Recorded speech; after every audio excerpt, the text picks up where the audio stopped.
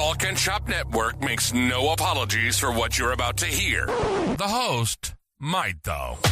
It's the $9 Podcast with Drewski. Because moderating for pro wrestling's good brothers wasn't enough work.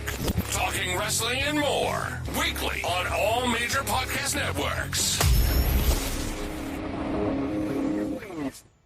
And we're back. Welcome to a brand new episode of the $9 Podcast with yours truly, Drewski. I am the moderator of the Talk and Shop Patreon, the chat known as the Falcon's Nest. I try and do these things weekly, just to ease my peace of mind. You'll notice a lot of gimmick infringement from like other Talk and Shop Network podcasts in regards to the $9. That's fine. Imitation is a serious form of flattery. And, go knock yourselves out. Don't come running to me when you start running out of original material. I digress. In the words of Taz. So, it's Forbidden Door season, and it's a beautiful thing. It is a beautiful thing. It's like, no matter how much the New Japan Wrestling faithful, mostly the U.S.-based ones, have a conniption fit over how Forbidden Door is very slanted towards AEW. There's a couple of reasons for that, because as far as I know, the visa problems are still a major thing. Visa problems. The fact that the G1 final, which is the New Japan bread and butter, starts 2 weeks after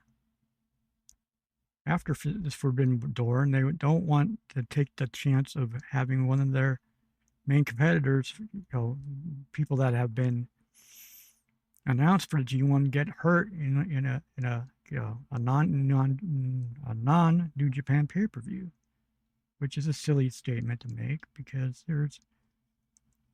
if you've seen the card, there's going to be New Japan talent on the show that's also in the G1.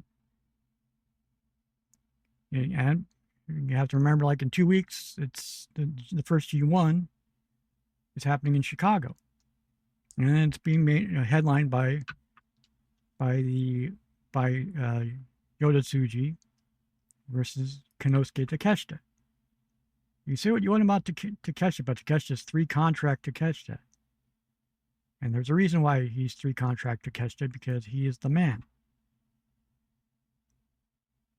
Now, do I see Takeshita repeating his last year's journey of winning the G1 and winning the G1? It's doubtful, because they have to build up the New Japan new crew, right? But that's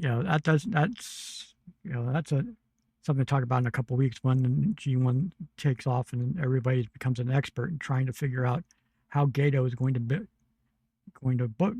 book said tournament, which is always just when you think you got Gato figured out. No, it's as sure as the sun rising.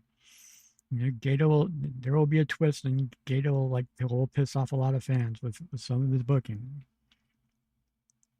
As in terms of Forbidden Door itself, but 2 weeks ago there was hardly any build up for matches, and then it's like all it took was one Dynamite and one Collision, and bam, you got a card. Just like that. With dream matches or matches that haven't happened in 10 years, like it was Zack Sabre Jr. and Kenny Omega. Matching up the first time in 8+ years. Kenny's talked about it, and And Kenny's actually been doing like media rounds for this, which is very encouraging because past couple pay-per-views he hasn't really. But then that's it's a byproduct of him feeling better, obviously, and little bit of all hands on deck to promote the show. It's going to be a barn burner because you can guarantee you're gonna see a multitude of great matches on this card, and with Swerve and Ospreay in the final of the men's version of the Owen Hart tournament. Winner gets all in, the all in shot, and there's enough doubt clouded, and there's enough shenanigans going on in the background with like Death Riders and motivations and Swerve's motivations and where's Hangman, Adam Page, and all of this. If he shows up, if he figures in this at all, that's intriguing. They're saying don't pay attention to people saying that there's no storylines going on in AEW. That's ridiculous, especially when it comes to the MJF versus the Don Callis family. Even though the whole dynamic of him having to hire Don Callis family members to watch his back, and half the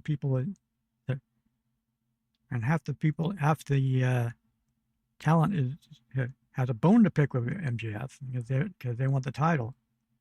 It's a funny dynamic to have, and notice the past couple Dynamites they've been teasing fracturing of the Don Callis family. Sure, it's the lower card guys, it's like Roppongi Vice. It's like and you see like the looks that Brian Cage has been giving, and the back and forth between Kyle Fletcher and and Jet Kevin Knight. Okada's trying to be above it all. You could see it. Okada don't care either way, because Lil Kazu does not care. Lil Kazu is his own man. Like Andrade is going to get involved. What happens with MJF and Mark Briscoe on Sunday? He's going to end up costing MJF big time, and the fallout from that is going to be glorious.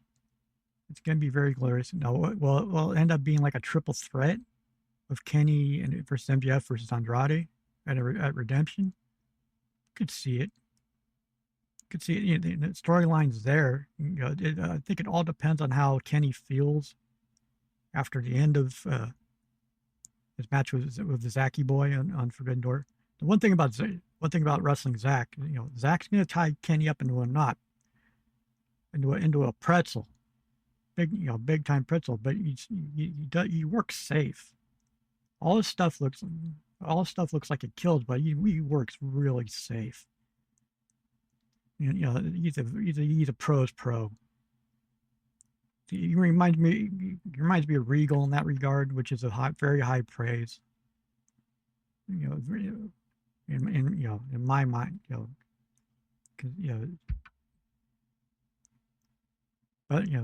but Zach can be a prick, and he's very good at it. And looking down the card, it's like a Sky Team versus Shingo and Dookie versus and the Young Bucks. That's a low key banger right there. Didn't get to work with Sky Team. Sky Team's it's very good to see CMLL representation other than considering the visa problems they've been having have affected like some of the CMLL talent as well. But it's not just happening; it's happening everywhere. It's happening like with WWE as well. But since it's a pay-per-view week, they tend to amplify this situation. And you'll get like silly shit going on during because it's an AEW pay-per-view stuff. Like, come on, the stories about out of nowhere, CM Punk bringing up the incident in Brazil with Chris Jericho. That caused WWE to not have a show there in like 10 plus years. It's like, now why come out this week and bring out that story, right? Considering Jericho's facing Ciampa, that's another low key. Could also be a low key classic. Honestly, it's like on paper, Forbidden Door is one of those sneaky. It's going to be one of those sneaky pay-per-views where it's like it's going to play out way better than it looks on paper, which is saying something considering the level of talent involved on all up and down the roster. I love TK on Media Week. Everybody, all the media guys all the dirt sheets trying to get gotchas for like certain topics, like bringing up TNA being for sale, and it's like actually asking TK if he would be interested, just to get a reaction, just to it's just for quotes, just for ink, basically. Could it happen? Anything is possible. I mean, TNA just had the last taped Impact under the Tommy Dreamer regime on last night, and the next tapings will be like their new direction, which will be interesting to see what they do. And then there's already talk about them bringing in Apollo Crews, to bolster a talent. Apollo has needed a change of scenery for years, and he'd probably work out real well in TNA. Actually, they give him the time, to be But what do they call him, Apollo Crews, or would he go back to Uhaa Nation? Hard to say. It's also part of the media thing where they asked TK with all the independent promotions signing up for the My AEW streaming service. Will they be doing like something in conjunction with during All In, where all the independents that are on that network or do something during that week, and TK left the hint saying, well, keep an eye on it. So it's like, there's something in the works. And of course they brought up, would you be interested in buying Lucha Underground or PWG libraries? As far as I know, neither one of those are for sale. It's just another talking point to keep the flames burning, like for the dirt sheets. It's like, don't know, because both PWG and Lucha Underground have real complicated histories in terms of like rights ownerships and stuff, and reluctance to sell. Man, and the possibility of having to scrub a lot of stuff because of like changing times and what flew like about 10 plus years ago during the heyday of PWG would get a lot of the talent canceled today in terms of like modern sensibilities. So it's a very interesting it's something that it will be brought up more than once, and it should be tabled for a bit, I think, because there's always a chance that PWG will come back.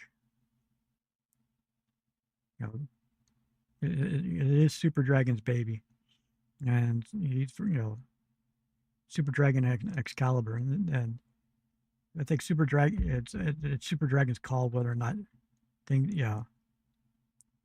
keep going or not, because right now they're still on they're considered on a hiatus for now.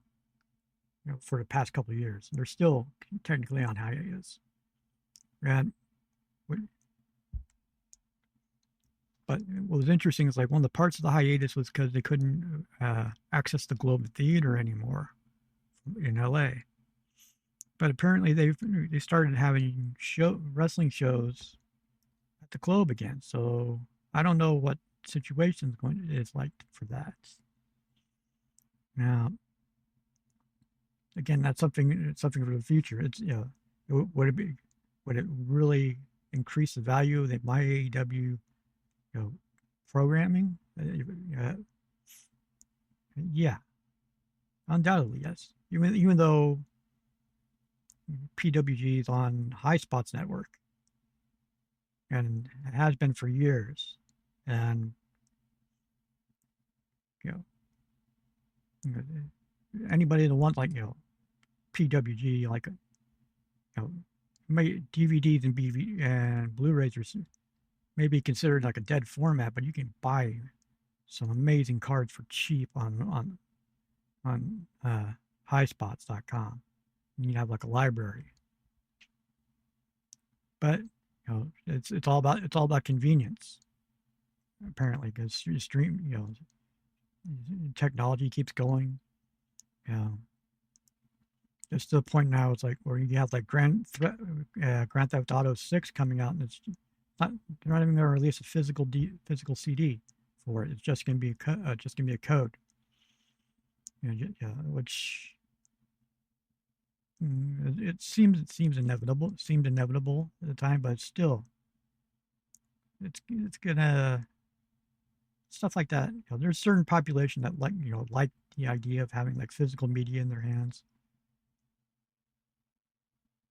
To have, it's a byproduct of especially it's like if you grew up like in the 80s, and like if you're like a Generation X kid, it's like you may have you have like certain certain media like on like 4 or 5 different the same media on like 4 or 5 different formats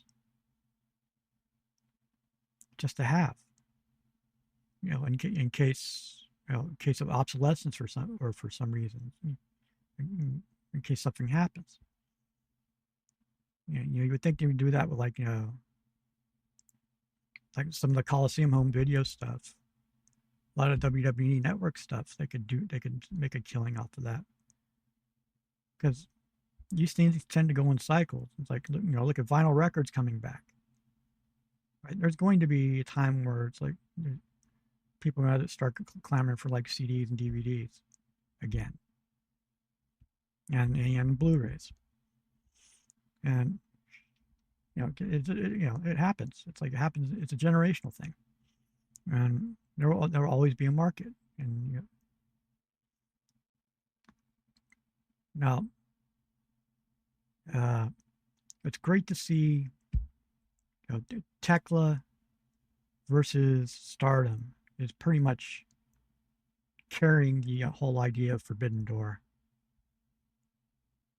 The work the Toxic Spiders put in, like flying over to Japan, beating the crap out of Stardom's president, cutting his hair with razors. That's going to be a callback in their match against Starlight Kid at Forbidden Door. Somebody's getting their head shaved at that. It's like there's going to be payback, and it's probably going to be Tekla's going to get shaved.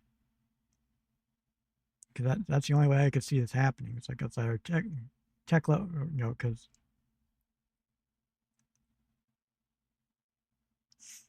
it'll be interesting. I'm real excited to see how U.S. audiences take the Starlight Kid because she's amazing. She's amazing. I put her up there, with Azume and Mei Saruga. My favorite, Mei Saruga, of course. In terms of like the future of Yoshi, Starlight Kid's done a lot, and she's only like 23, 24. And she will get over with her offense. It's like if they love like Mina Shirakawa and Yuka Sakazaki in AEW and Maki Ito, hell, Maki Ito is better now than when she appeared in AEW. I would love to see Maki back, but I don't know if anywhere. I don't know how. Well, they'll figure out something. It's great to see Sayuri and doing Ring of Honor stuff. It's good to see a little more interaction with the Stardom people, Stardom girls. Considering half the AEW women's roster has had experience in Stardom, so they can do like they can do exchanges no problem. I would love to see, I'd love to see like Megan Bayne return to Stardom and just wreck stuff, especially with her and Lena Cross together, just decimating in Stardom. As a Haas tag team. Hell, I love to see Nyla. Love to see Nyla Rose go back to Stardom because the Joshi loved her in Stardom. They loved working with her. It's going to be very highly entertaining. Very highly entertaining Forbidden Door. I for one can't wait for the fallout from it because the first show after Forbidden Door it happens to be in San Diego. And your boy happens to have front row seats for it again. I keep getting lucky. Getting VIP. It's like pretty much the same seats every time. It's getting to be green shirt guy levels of coincidental. Right? Well, not knowing most of the card for not knowing most of the card for Dynamite, and the only thing to really announce for Dynamite is the six-pack challenge, survival of the fittest challenge for the TBS women's belt. And they keep adding to that. It'd be real. I'm real happy I get to see Hiroku. I get to see Shida-san wrestle live because anytime you get to see a student of Emi Sakura live, go. Because Emi trains killers, has always trained killers. Adorable killers, but killers nonetheless.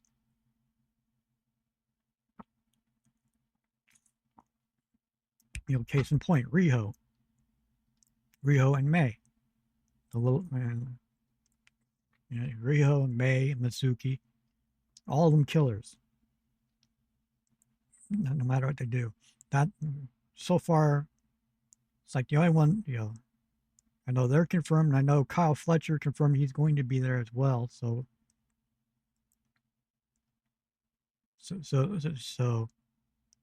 if Kyle's there, that means Triangle Madness is going to be there. It's going to be fun. Will the streak of Claudio throwing his coworkers at me at ringside during a match at ringside continue?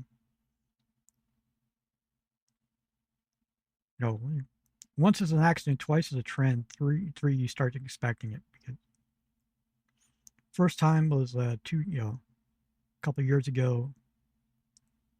The first time I saw him, it's like in Oceanside. I got Adam Copeland thrown at me. Then last time I went, it happened to be Josh Alexander getting thrown at me by Claudio. It's weird. It's almost like a Pavlovian thing. It's like Big Swiss sees me, and his first reaction is to throw someone at me. And it's like, well, I love it. I should be flattered. Well, hell yeah, I am flattered. I was a little pissed at the time because I almost lost the phone because Josh Alexander happened to fall on it. It's like, okay, how am I gonna get home with a broken phone? But hey, first world problems, right? It's going to be a fun day. The next $9 will be talking. I'll be talking all about it. Because this will be the third time I've done the VIP.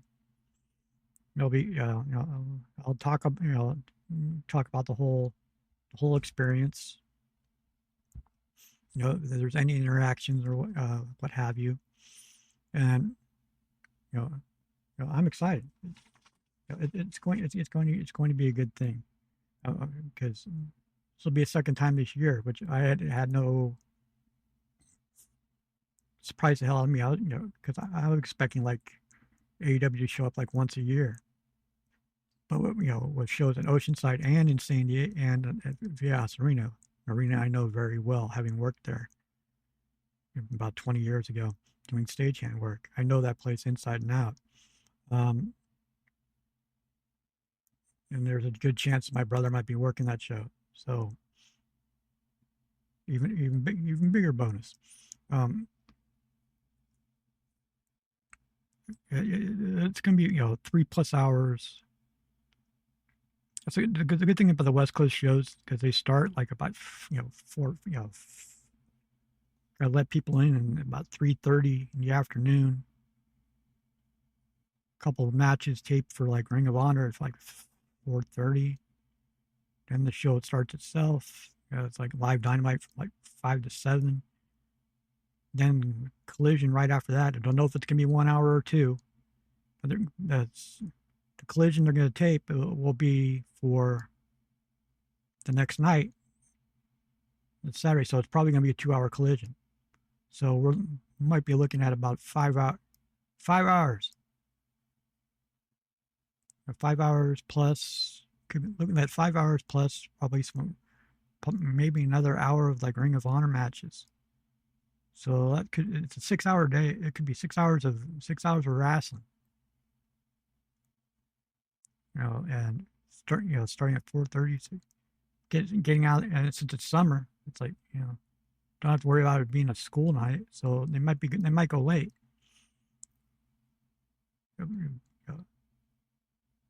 Might be getting out of there about 10 o'clock, 10:30 at night. Well, yeah. Which would be a full day. It's going to be very, very fun. I cannot wait for that. I'm looking around, browsing, as one is wont to do. I'm not like vanity searching like some people, or I'm just reading crap on, like most guys. I read stuff on Reddit, and I'll take it with a grain of salt. And then I'll see stuff like Uncle Alan on his podcast, Phenomenally Retro podcast,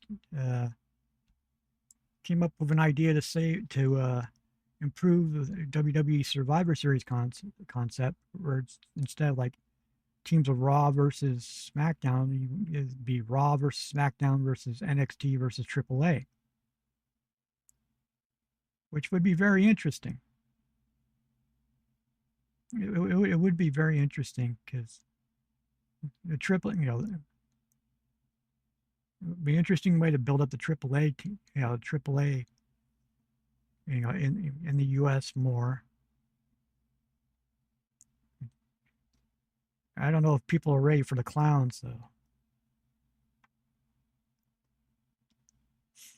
I have no idea, because I keep seeing the AAA stuff, and all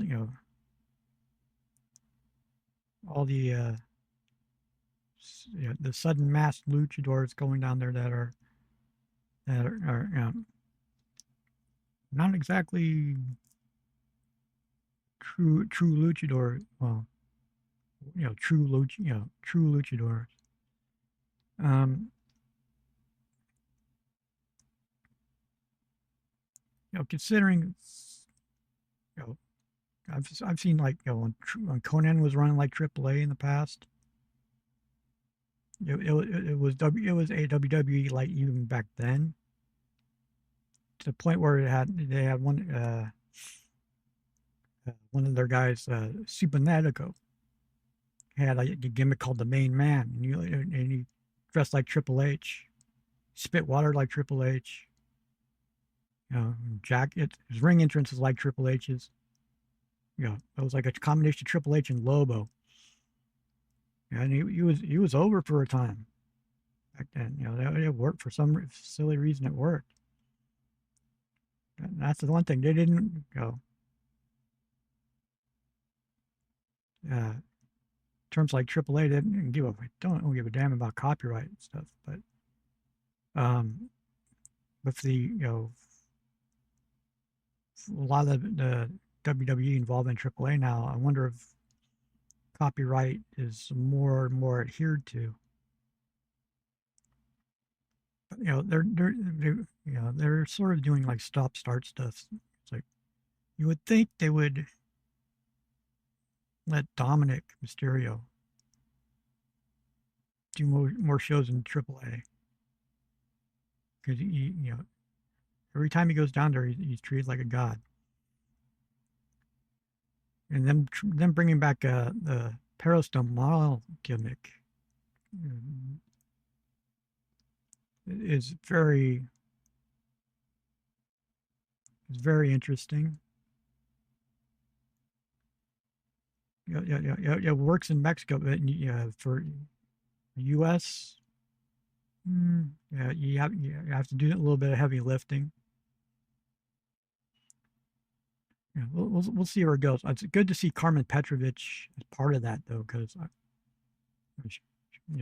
she's an up and comer. She's an up and comer. She's been putting in the work, like like NXT and Evolve, and it's good to see them give her a chance with that. They may have taken away like her swords as part of her entrance and everything. A bit of a gimmick change there, but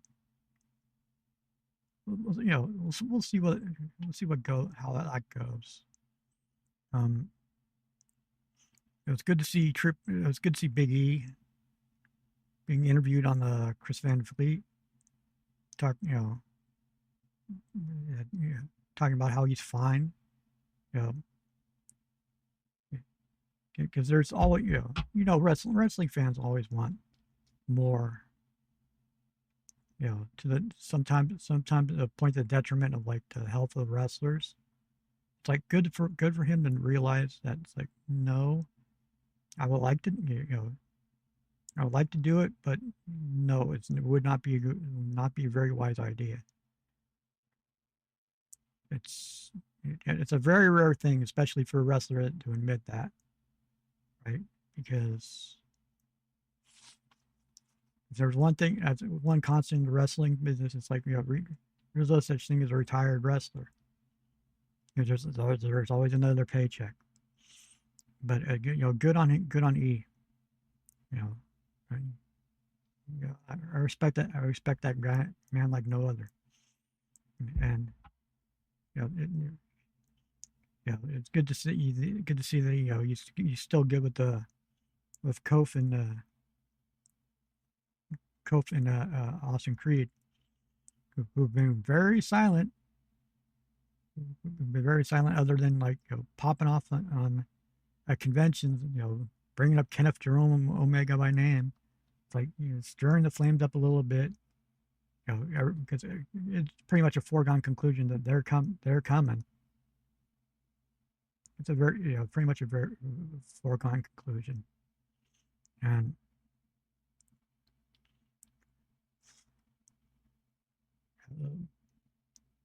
it's going to be interesting next couple, the countdown after Redemption. After the Redemption pay-per-view, once we get to those shows in Detroit, which are a couple days right after Redemption, which would be probably the debut of the Motor City Machine Guns. And then probably we might pull a 2-in-1 and do the Motor City and the New Day on the same night. It might, yeah. Again, it's a hard. You can say that now, right? It's real easy to say that now, but we shall see what happens. It's like,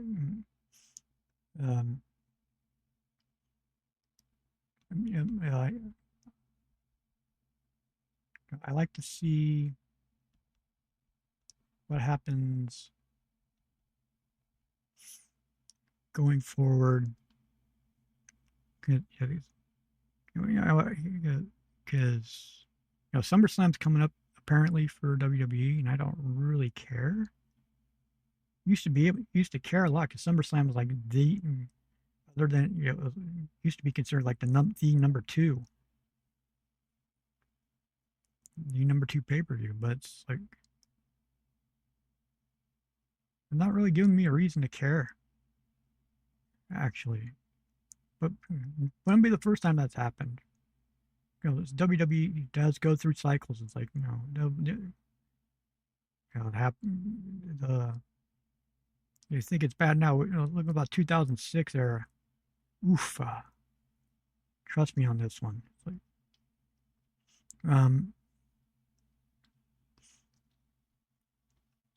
go ahead and start winding down here.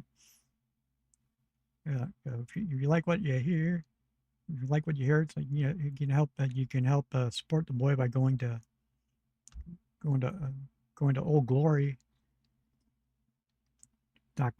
and buy yourself something and get like 15% off your order using the code Drewski. It helps out. I get a commission. It helps keep the lights on. Keeps me fed on a weekly basis.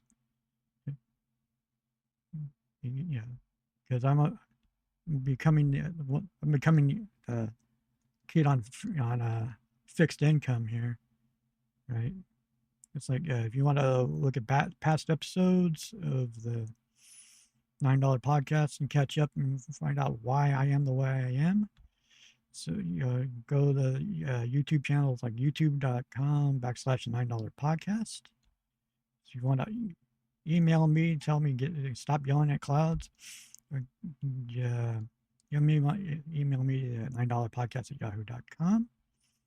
So if you want to support, because I have shirts and hats and pillowcases, for Christ's sake. I got way too much merch for tiny little podcasts. It's like $9 podcast@dasher.com, and it's like if you want to come hang out with the rest of the Talking Shop Network guys, like the Grunt Gang and CJ Gallows, and listen to Machine Gun talk about his boys, and talk about teeny gambling, and how over the Hoots are, and how much Rocky sucks. And you go to patreon.com/talking shop, and one more thing. It's like I haven't done this a couple of weeks. It's like I'm wearing an Immolation shirt for a reason, because I'm in a metal mood. Like my metal recommendation of the week It's like there's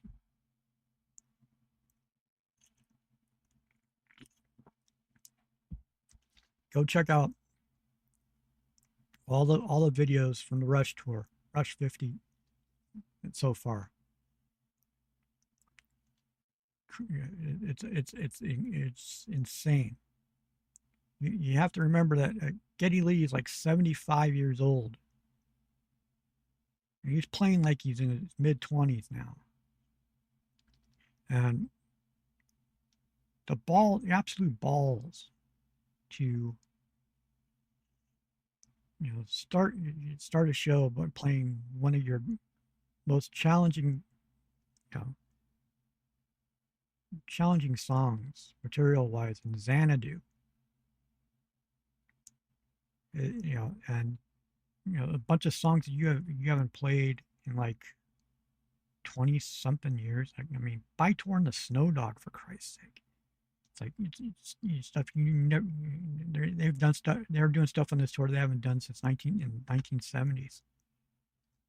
Annika, the drummer, the replacement drummer, it was the right choice. Was the right choice for that for this tour. She's killing it. Wherever they go, it's great to see Alex and Geddy having fun on stage. Lord knows they deserve it after all these years. And if you have a chance to go see Rush, go do it. They're going to be on tour for a while. What started out as like multiple shows of like one or two, it's only going to be like multiple shows of like a couple locations. It's now turned into it's now evolving into a monster, and it's only going to get better from here. Because the thing about the multiple nights on the tours is they're not doing the same set every night. Some nights they're doing the whole 2112 album. Some nights they're doing whole Moving Pictures album. It depends on what kind of mood they're in. They have like a set list of about 45 songs that they're pulling from, and it's all killers. And especially, one of the things that, people like to harp on is like, Geddy's voice. He's putting in the time. It's like Geddy's voice has always been like an acquired taste, even from back in the 70s. But his voice on this tour is a lot better than like the 40th anniversary tour. It's a lot better. And it's like it's something. Every time I see like a new video, I'm just amazed by how well they're doing. And it's very inspiring. And it's very inspiring. It's much like the videos of the reconstituted Nevermore lineup that I've been seeing. You want to talk about killing it? Go look up new Nevermore live videos. The singer they've got to replace Warrell Dane is the best one they could have done. He has his own thing, but it's just they're just killing it live, and they're only going to get better. It's a great time for reconstituted bands. I can even say like Arch Enemy getting Lauren Hart to replace Alyssa like Loose. Lauren Hart sounds like she sings the Angela Gasso material like Angela. She sings the Johan Levas material like Johan. And that's saying something.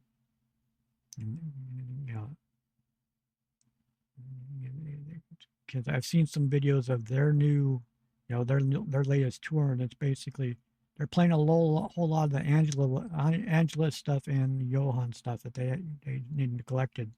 Stuff like from the Burning Bridges albums and Wages of Sin. it's not. It's very. Yeah, it's been a very good couple of months for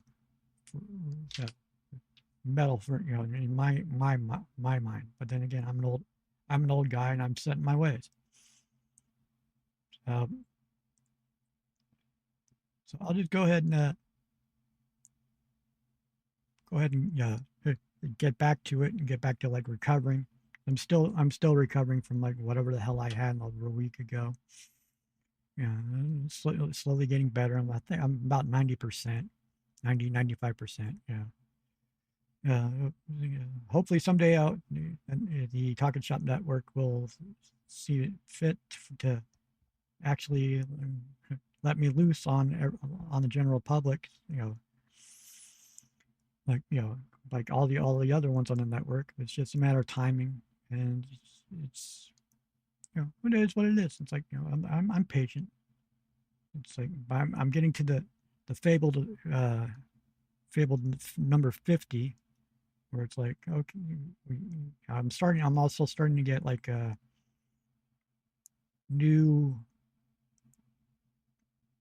listeners. Notice I have listeners in Brazil now. It's like obrigado. I'm a big fan of Brazil. Sepultura, Ratos de Porteo, and so forth. Thank you for listening. Come back next week for more.